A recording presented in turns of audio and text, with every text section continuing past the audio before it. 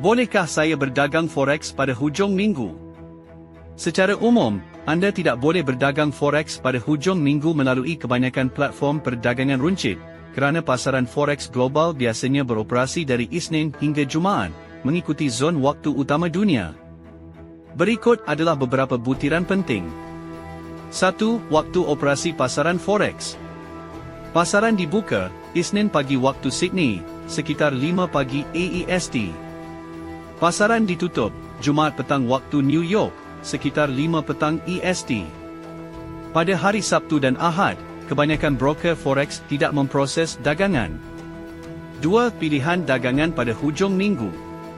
Walaupun pasaran forex utama ditutup, terdapat beberapa cara untuk berdagang pada hujung minggu.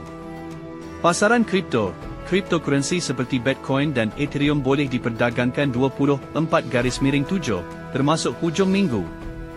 Pasaran derivatif, beberapa broker menawarkan produk OTC, over the counter, yang berkaitan dengan forex pada hujung minggu. Dagangan pada pembukaan awal, early opening, sesetengah broker mungkin membenarkan dagangan pada Ahad petang apabila pasaran Sydney mula dibuka. 3. Kelebihan risiko berdagang pada hujung minggu. Kelebihan, anda mungkin mendapat peluang dengan pergerakan harga yang disebabkan oleh berita global semasa pasaran ditutup. Risiko, likuiditi rendah pada hujung minggu, yang boleh menyebabkan spread lebih tinggi dan pergerakan harga yang tidak menentu.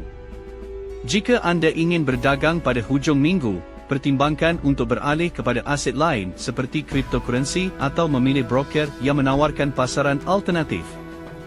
Namun, adalah baik juga untuk berehat agar dapat merancang strategi perdagangan untuk minggu depan. Terima kasih kerana menonton video ini.